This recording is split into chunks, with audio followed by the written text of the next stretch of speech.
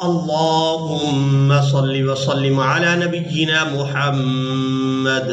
سامعین اکرام، آج کی یہ ویڈیو آپ لوگوں کے لیے انتہائی اہم ہونے والی ہے، کیونکہ آج کی اس ویڈیو میں ہم قرآن مجید کے مشکل الفاظ کو سیکھیں گے۔ یہاں پر دیکھیں کہ یہاں آیت کے درمیان میں وقف کریں گے، تو وقف کی صورت میں یہاں پر ہم نے اس لفظ کو کس طرح سے ادا کرنا ہے۔ بعض لوگوں کو اس لفظ کی ادائیگی میں مشکل پیش آتی ہے۔ اسی طرح آپ لوگ یہاں پر یہ لفظ دیکھ رہے ہیں، یہاں دیکھیں کہ حمزہ کے اوپر پیش ہے اور اس کے بعد الف ہے۔ کیا ہم نے یہاں پر واو کو ادا کرنا ہے یا پھر حمزہ کو؟ اگر ہم نے یہاں پر ایک حرف کو ادا کرنا ہے تو کیا ہم اس حرف کو اس الف کی وجہ سے کھینچ کر ادا کریں گے یا پھر نہیں؟ اور اسی طرح چند ایک اور مشکل الفاظ سیکھیں گے، تو آپ لوگ مکمل توجہ کے ساتھ اس مکمل ویڈیو کو واچ کریں، تاکہ آج کی ویڈیو میں جتنے بھی مشکل الفاظ سکھائے جائیں آپ لوگ بآسانی سیکھ سکیں۔ تو یہاں پر سب سے پہلے پارہ کا نام اور سورہ کا نام بھی ضرور نوٹ کر لیں، تاکہ آپ لوگ ان مشکل الفاظ کو بآسانی تلاش کر سکیں۔ یہ قرآن مجید کا پارہ نمبر 14 اور سورۃ النحل ہے۔ اعوذ باللہ من الشیطان الرجیم، بسم اللہ الرحمن الرحیم۔ او یأخذہم، یا کو حمزہ ساکن کے ساتھ ملائیں گے تو جھٹکے کے ساتھ ادا کریں گے، یا حمزہ زبر یا۔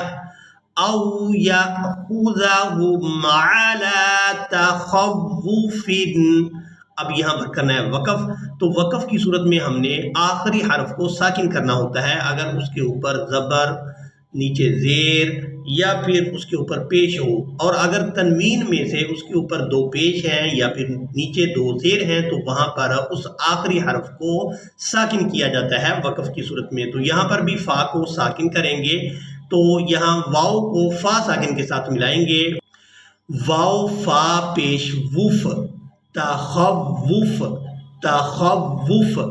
وقف کی صورت میں ہم نے اس لفظ کی ادائیگی اس طرح سے کرنی ہے، علی تخوف، او یأخذہم علی تخوف،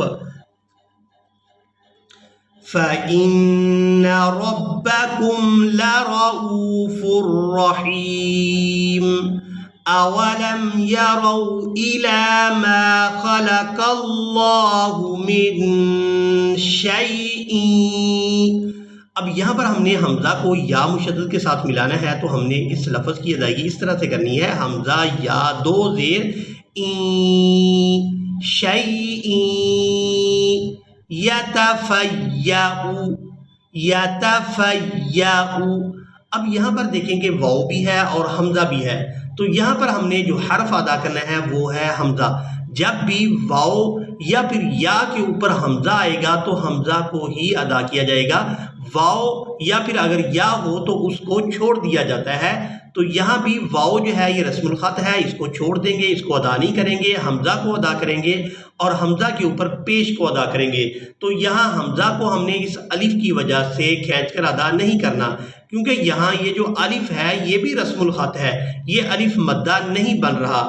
آپ لوگ اس بات کو نوٹ کر لیں کہ جگہ پر الف جو ہے وہ الف مدہ بن رہا ہوتا ہے اور اس سے پہلے والا حرف کھینچ کر ادا کیا جاتا ہے، اور الف مدہ تب ہوتا ہے جب اس سے پہلے والے حرف کے اوپر زبر ہو اور اس کے بعد الف خالی ہو، تو وہ الف خالی جو ہوتا ہے وہ الف مدہ بن جاتا ہے، اور اس کی وجہ سے پہلے حرف کو کھینچ کر ادا کیا جاتا ہے، جیسے یہاں پر میم کو کھینچ کر ادا کیا جائے گا۔ یا اس کی دوسری مثال یہاں پر دیکھیں کہ میم کے اوپر زبر ہے اور اس کے بعد الف خالی ہے، تو یہاں جو الف خالی ہے یہ الف مدہ بن رہا ہے اور اس کی وجہ سے ہم میم کو کھینچ کر ادا کریں گے، لیکن یہاں پر ایسا نہیں ہے، یہاں الف خالی تو ہے لیکن اس سے پہلے والا جو حرف حمزہ ہے اس کے اوپر پیش ہے، تو یہاں حمزہ کو بغیر کھینچے ہی ادا کریں گے، حمزہ پیش او، شیء یتفیع شیء یتفیع ظلالہ عن الیمین والشمائل سجدا للہ۔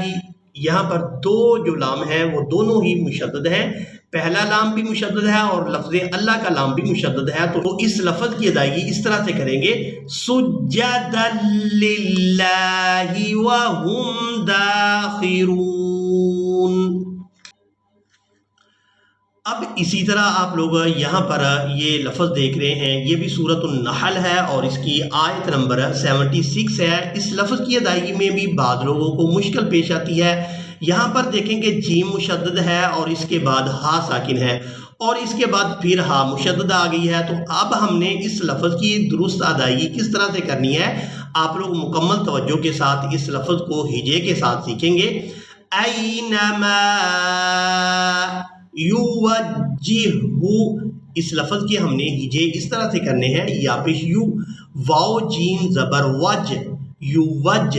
اب جیم کو ہم نے ہا مشدد کے ساتھ ملانا ہے، یہاں پر ہا ساکن کو چھوڑ دیا جائے گا، یعنی ایک ہا ادا کی جائے گی اور ایک ہا چھوڑ دی جائے گی۔ پہلی جو ہا ساکن ہے اس ہا کو ہم نے چھوڑنا ہے۔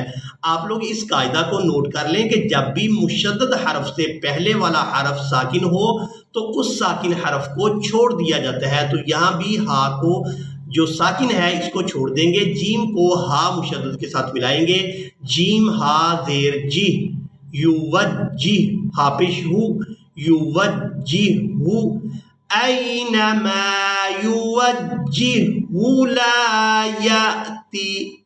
لا یأتی بخیر، اینما یوجہ لا یأتی بخیر۔ اب اسی طرح یہاں پر آپ لوگ دیکھیں کہ یہ بھی سورۃ النحل ہے اور اس کی آیت نمبر 121 ہے۔ یہاں پر بعض لوگ مسٹیک یہ کرتے ہیں کہ یہاں پر وقف نہیں کرتے۔ اگر ہم نے یہاں پر وقف کرنا ہے تو پھر ہم نے ان دونوں الفاظ کو کس طرح سے ادا کرنا ہے، اور اگر ہم وقف کریں گے تو پھر ہم نے ان الفاظ کو کس طرح سے ادا کرنا ہے، آپ لوگ مکمل توجہ کے ساتھ سیکھیں گے۔ شاکرا لانعمہ، اگر ہم یہاں پر وقف کرتے ہیں تو وقف کی صورت میں ہم نے ہا کو ساکن کر دینا ہے، میم کو اس ہا ساکن کے ساتھ ملائیں گے، میم ہا زیر می، شاکرا لانعمہ۔ لیکن اگر ہم یہاں پر وقف نہیں کریں گے تو پھر یہاں پر جو آپ لوگ حمزہ دیکھ رہے ہیں یہ حمزہ وصلی ہے اور یہ حمزہ وصلی گر جائے گا، پھر ہم نے ہا کو جیم ساکن کے ساتھ ملانا ہے۔ آپ لوگوں کے لیے اگر یہ بات مشکل ہو تو آپ لوگ یہاں پر وقف کریں گے اور وقف کرنے کے بعد اس لفظ کو اسی طرح سے ہی ادا کریں گے، اجتباہ۔